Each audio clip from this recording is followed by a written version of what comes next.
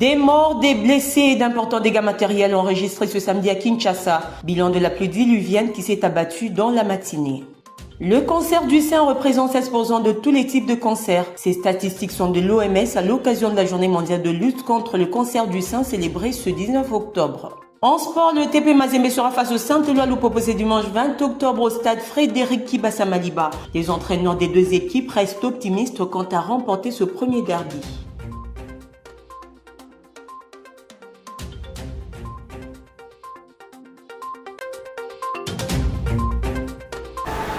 Bienvenue à tous dans cette session d'information du week-end de partout vous nous rejoignez. Bonsoir, on commence tout de suite avec Kinshasa sous les eaux de pluie qui s'est abattue ce samedi 19 octobre 2024. Des morts, des blessés et d'importants dégâts matériels ont été signalés. Emeline Kambidio nous fait le point. La ville de Kinshasa aura vécu un week-end tourmenté par la pluie diluvienne qui s'est abattue pendant des heures ce samedi 19 octobre. Même de grandes artères de la ville n'ont pas été éprouvé. Sur le boulevard Triomphal, par exemple, l'on peut constater des véhicules stationnés, impossible de rouler. Le pire, à Kala, à côté de l'école de navigation, un véhicule 207 disparaissait sous les profondeurs des eaux de la rivière de Kala. Certaines sources parlent d'un corps disparu et qui serait le receveur de ce but. À certains endroits, les eaux de la pluie ont provoqué de courts-circuits très visibles, chose qui a permis aux passagers de se mettre à l'abri. Deux cas pareils ont été signalés dans plusieurs quartiers, alertant ici la ville qui a dû passer à la coupure du courant électrique tout en promettant aux abonnés de déployer une équipe au courant de la journée. À l'extérieur de la boulangerie UPC, sur Kassavoubou, dans la commune de Ngiringiri, les femmes vendeuses de ont vu leurs marchands flotter au-dessus des eaux comme de poissons morts. Inutile de payer. Plusieurs quartiers ont signalé de morts et des dégâts matériels, des inondations, des maisons qui se sont retrouvées sous les eaux, des érosions, des murs écroulés, des disparus. Tout ceci sous le regard impuissant de la population. Les autorités compétentes sont donc appelées à agir pour prévenir les dégâts lors des pluies prochaines. Et le vice-gouverneur de la ville-province de Kinshasa était descendu dans quelques cours de la capitale pour constater les dégâts avec une équipe de salubrité pour faciliter le passage d'eau. Eddie Yeli a pu échanger avec la population qui lui a fait quelques demandes. Suivez plutôt sur nos commentaires.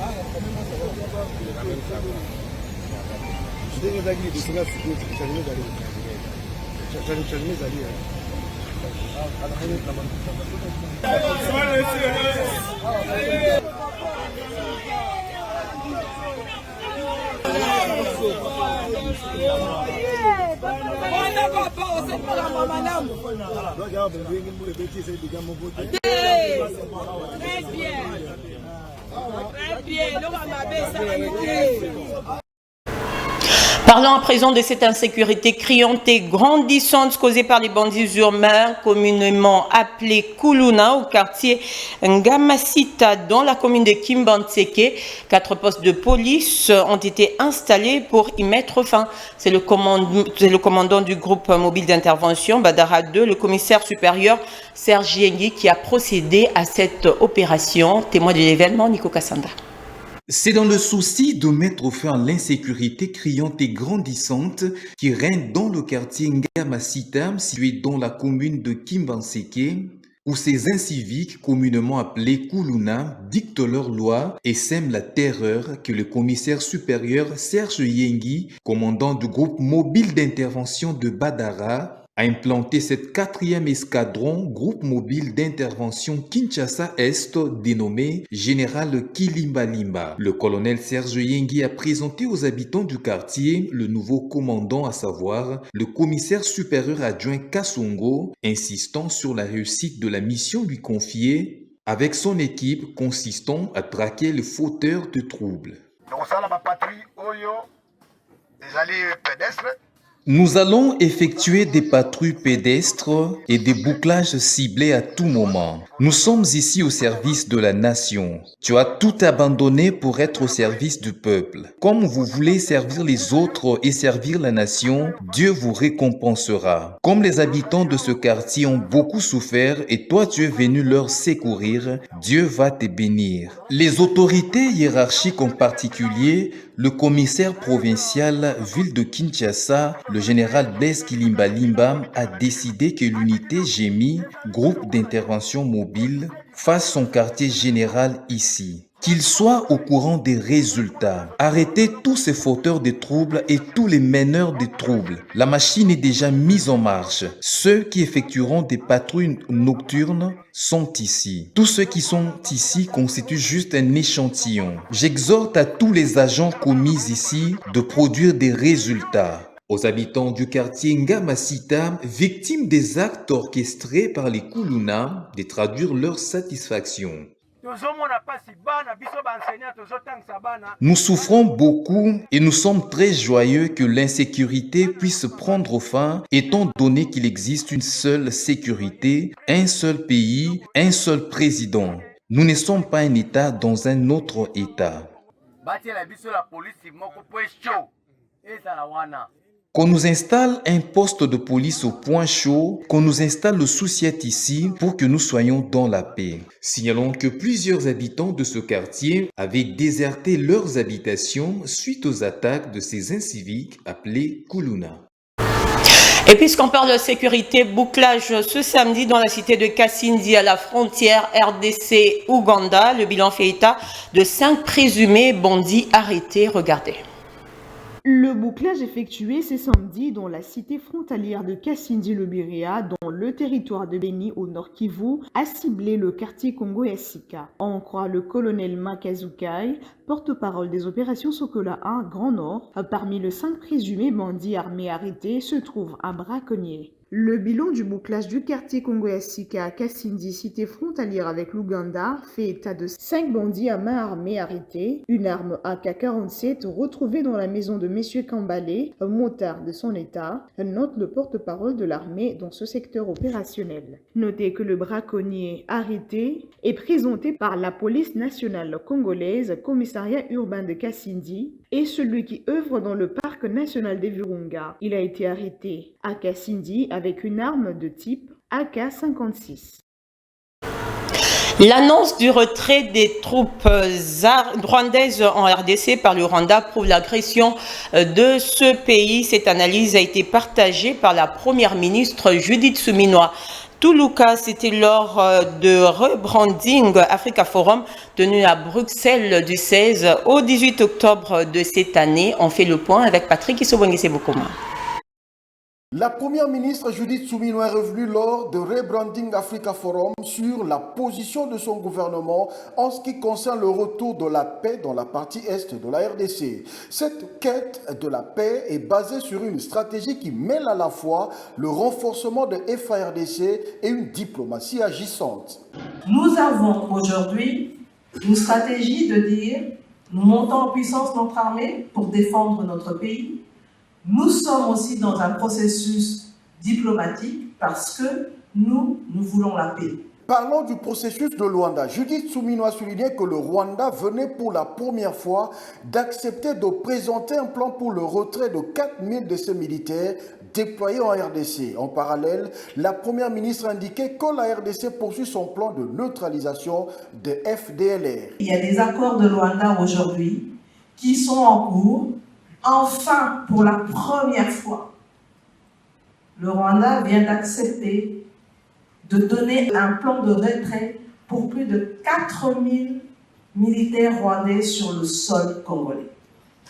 Donc, même si nous, on l'a dit, on nous dit que nous devons nous donner un plan pour le désengagement des miliciens FDLR, mais on l'a dit, bon, c'est quelque chose que nous avons fait depuis des années, que nous continuons à faire, mais enfin, aujourd'hui, on met le doigt sur la problématique. Il y a des soldats rwandais en RDC, ce n'est pas moi qui le dis, il y a des rapports certifiés par les Nations Unies, et donc, à partir du moment où c'est le voisin qui vient agresser, c'est à lui de se retirer de chez nous.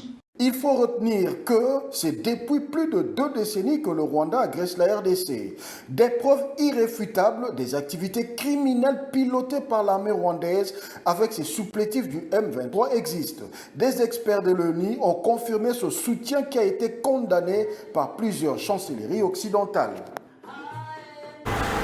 En coopération, la Belgique et la RDC collaborent dans un partenariat d'égal à égal. Cette position a été rappelée au Premier ministre belge Alexandre De Croo par son homologue congolais Judith Souminois. C'était au cours d'une séance de travail tenue à Bruxelles, en Belgique, le vendredi 18 octobre 2024. Patrick Issot revient.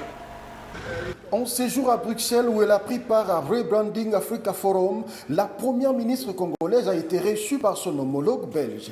Judith Souminois Toulouka de la RDC et Alexandre De Croo du Royaume de Belgique ont échangé sur les relations bilatérales entre les deux pays. Cet échange était important surtout dans le contexte actuel où la Belgique vit un renouvellement politique. Judith Souminois a mis en avant les défis qui jalonnent les relations belgo-congolaises, affirmant qu'il était crucial d'aborder ces questions pour avancer ensemble. Ça a été juste un échange entre le Premier ministre belge actuel. Vous savez qu'il y a tout un processus de renouvellement au niveau de la Belgique, mais c'était quand même important, lors de mon passage ici en Belgique, de pouvoir nous rencontrer, de discuter de nos relations bilatérales entre la République démocratique du Congo et la Belgique. Et donc, nous avons profité de ce moment pour faire cet échange-là par rapport à tous les enjeux qu'il y a entre nos deux pays. Et je pense qu'aujourd'hui, nous sommes dans une position où la Belgique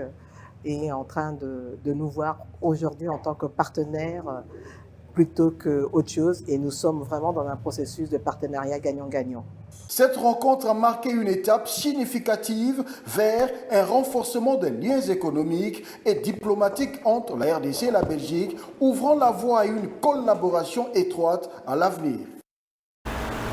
Et dans le reste de l'actualité, les autorités traditionnelles du Congo sollicitent l'implication de la Chambre basse du Parlement dans la crise qui secoue la structure. C'est à ce sujet que ces détenteurs du pouvoir traditionnel sont allés rencontrer le rapporteur de l'Assemblée nationale, le professeur Jacques Njoli. C'était le vendredi 18 octobre à son cabinet de travail. Nico Kassanda. Le porte-parole de l'Assemblée nationale, le professeur Jacques Njoli, a reçu en audience le vendredi 18 octobre 2024 la délégation de l'ANATC, Alliance des autorités traditionnelles du Congo, conduite par son président national, Mwamimu Nongomwenda Bantou.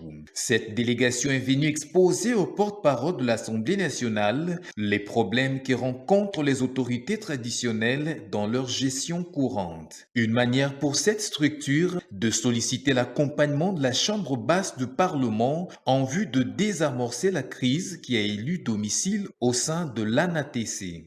Nous sommes venus avec un comité restreint, échanger avec le rapporteur de l'Assemblée afin de lui exposer des problèmes liés au pouvoir coutumier et comment la Chambre basse peut nous accompagner dans l'apaisement des crises que nous connaissons.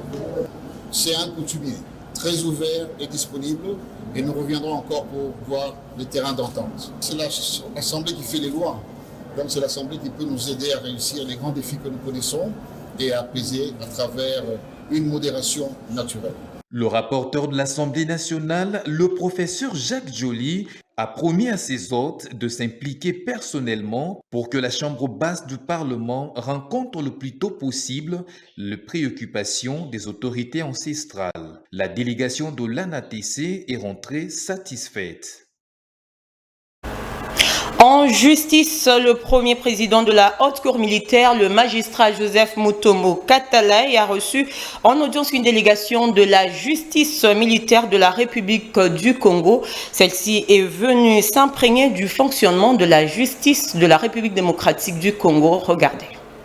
La justice militaire en RDC au niveau du siège, dirigée actuellement de main de maître par le lieutenant-général, le magistrat Joseph Mutombo Katalayi Tiende, premier président de la haute cour militaire, dispose d'une expérience incontournable et reconnue tant sur le plan national qu'international. Soucieux de s'imprégner de son fonctionnement, une délégation interministérielle du Congo-Brazzaville en mission de travail à Kinshasa a pris langue avec le numéro 1 de la justice militaire et s'en est sortie satisfaite des échanges. Nous sommes venus dans le cadre d'une mission d'étude du système judiciaire militaire de la République démocratique du Congo, pays frère voisin, dont l'expérience en matière de justice militaire est avérée. Nous le voyons tous les jours à la télévision, mais nous avons voulu toucher la réalité du droit pour s'inspirer de l'expérience de nos frères et amis de la République démocratique du Congo. À l'issue de notre entretien avec le premier président, nous retenons que la République démocratique du Congo a une expérience de justice militaire qui date des années 64, une expérience qui a été perfectionnée avec le temps. Nous avons un système de justice militaire qui fonctionne et qui peut nous servir de source d'inspiration.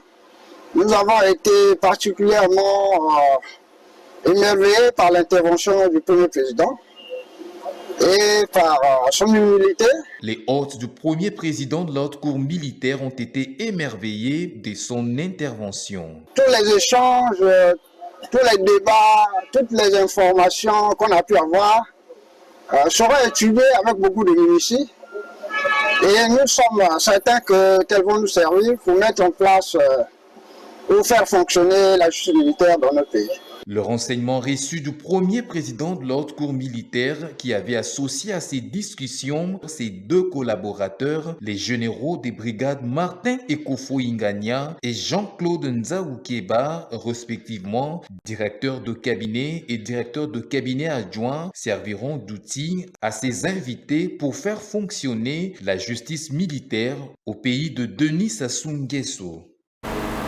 Éducation, on en parle, le gouvernement souminois a déjà réalisé 80% des accords signés avec les syndicats des enseignants. L'appel à la levée de la grève des enseignants par leurs syndicats en est bien la preuve. Le gouvernement compte bien poursuivre sa politique pour non seulement augmenter les salaires de ces derniers, mais surtout leur octroyer un statut particulier d'agent public de l'État. Patrick Issou nous en dit beau. Parmi ces réalisations, il y a lieu de noter un taux d'exécution record des engagements de l'exécutif central sous le leadership de la première ministre Judith Suminwa. En effet, à en croire les principales organisations syndicales des enseignants qui ont d'ailleurs appelé à la levée du mouvement de grève, 80% des accords précédents signés entre les deux parties ont été exécutés en moins de 2 mois. Une première. Autre action initiée par le gouvernement souminois, la création et la mise en place d'une commission permanente de suivi des accords conclus le 26 août à Bibois entre le gouvernement et les banques syndicales des enseignants. Un arrêté ministériel a même été signé le lundi 14 octobre dernier à ce sujet. En outre, le banc gouvernemental va se lancer dans l'assainissement du fichier des enseignants afin de retirer tous les fictifs payés en lieu et place des vrais enseignants et donc envisager des augmentations de salaire. Le gouvernement tient également l'octroi d'un statut particulier d'agent public de l'État à l'enseignant congolais afin de permettre aux professionnels de la CREI de bénéficier de tous les avantages y relatifs. Autant souligner par ailleurs le plaidoyer mené par la ministre d'État, ministre de l'Éducation nationale et Nouvelle Citoyenneté, Raïssa Malou, le mercredi jeudi 16 octobre auprès du président de l'Assemblée nationale pour la prise en compte de la situation des enseignants dans le vote du projet de loi de finances 2025. De ce plaidoyer, il ressort que des délégués des enseignants vont prendre part aux travaux de la commission économique et financière sur l'examen du projet de loi de finances 2025. Une autre victoire pour les enseignants. Notons que le gouvernement souminois s'est investi pour une rentrée scolaire apaisée grâce à un compromis avec le Banc syndical d'éducation nationale et Nouvelle Citoyenneté, ce après les travaux de la commission paritaire entre l'exécutif et les syndicats des enseignants. Au quatrième pilier de son programme d'action, le gouvernement souminois s'est engagé à poursuivre la gratuité de l'enseignement de base qui sera complété par des efforts pour améliorer les conditions d'apprentissage des élèves et les conditions de travail des enseignants. Je l'ai annoncé en titre, célébration ce jour de la journée mondiale de lutte contre le cancer du sein. À en croire les chiffres de l'OMS, 16% est le taux que représente le cancer du sein de tous les types de cancers. Les détails, c'est dans ce commentaire signé Amine Kambidieu.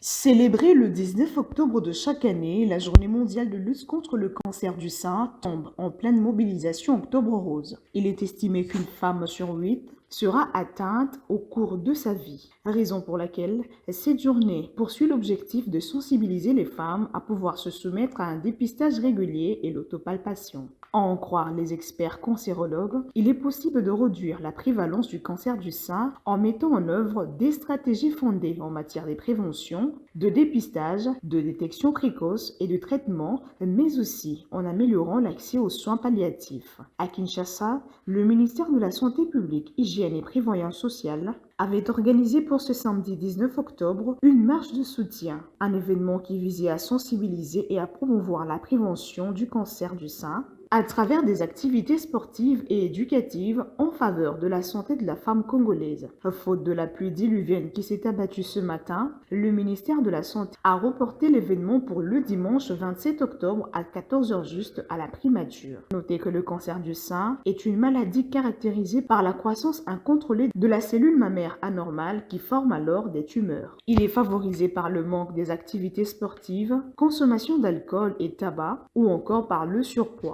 Les mesures de prévention du cancer du sein sont pour la plupart peu spécifiques et concernent tous les cancers. Ne pas fumer, adopter une alimentation équilibrée et lutter contre l'embonpoint, limiter le plus possible sa consommation de boissons alcoolisées et pratiquer régulièrement une activité physique. Et le sport pour terminer, le derby louchois opposant le FC Saint-Éloi Lupopo au tout-puissant Mazembe Anglebert est prévu ce dimanche 20 octobre à 15h30 au stade Frédéric Kibassa Maliba. À cette occasion, les entraîneurs des deux équipes ont tenu ce samedi la conférence d'avant-match entre Luc Eyman et Lamine Diaye. Personne ne veut perdre ce premier derby de la saison. Shadrack Tenta nous en dit plus. C'est une grande première pour les techniciens belges de Lupopo, Luc Eyman. Affronter le tout-puissant Mazembe est un sacré privilège, mais le battre est devenu un exploit pour les Lumpa, alors que Luc Eyman a sa petite idée de comment arriver à bout de corbeaux qui en plus ne sont pas dans une forme optimale. Si je ne m'abuse, si mes renseignements sont corrects, je crois que Lupopo n'a plus gagné ce derby depuis 2019. Donc voilà, ce serait vraiment magnifique de pouvoir le remporter, mais nous savons que nous affrontons l'ancien demi-finaliste de la Ligue des Champions, une équipe qui a gagné le championnat assez aisément en 2024, puisque j'étais aussi de la partie de ces playoffs, et un entraîneur rusé, un entraîneur bien sûr expérimenté, et qui, je pense, va retrouver un effectif un peu plus complet. Mais on va essayer de faire le maximum pour obtenir le meilleur résultat possible. Donc voilà. Après deux matchs nuls face aux promus Malolé et les FC Tanganyika, Lamine Diaye sait qu'il n'y a que la victoire lors de ce match qui évitera le début d'une crise au sein du club. C'est que 2 matchs joués, il y a encore beaucoup de matchs devant nous. Ce qui est certain, on va s'améliorer. Si on s'est qualifié en Ligue des Champions, c'est parce que il y a de la qualité quand même. Et puis voilà. Je pense qu'il faut prendre son mal en patience. Vous savez, ça arrive à toutes les équipes même du monde. C'est même pas une mauvaise passe. C'est parce qu'on manque d'efficacité, tout simplement. Le premier match, on s'est créé une multitude d'occasions, on ne les a pas mises. Voilà, ce match-là, en première mi-temps, on aurait pu, mais le match nul est équitable. Le match de foot, c'est comme ça. Hein. Vous savez, dans un match de foot, ce n'est pas toujours les meilleurs qui gagnent. Sinon, les autres, ils ne viendraient plus. Hein. Pour cette 30e édition du championnat Illico Cash Ligue 1, c'est le Saint-Éloi Lupopo qui reçoit en premier le derby. Au stade Frédéric Kibasa Maliba, attendu à un sold-out. Ce derby intervient lors de la 3e journée pour les Corbeaux, alors que le Lumpa n'a disputé qu'un seul match jusque-là. Et c'est la fin de cette session d'information. En voici à présent les rappels des grandes lignes. Des morts, des blessés et d'importants dégâts matériels enregistrés ce samedi à Kinshasa. Bilan de la pluie diluvienne qui s'est abattue dans la matinée. Le cancer du sein représente 16% de tous les types de cancers. Ces statistiques sont de l'OMS à l'occasion de la journée mondiale de lutte contre le cancer du sein célébrée ce 19 octobre. En sport, le TP Mazembe sera face au Saint-Éloi Lupopo ce dimanche 20 octobre au stade Frédéric Kibasa Maliba. Les entraîneurs des deux équipes restent optimistes quant à remporter ce premier derby.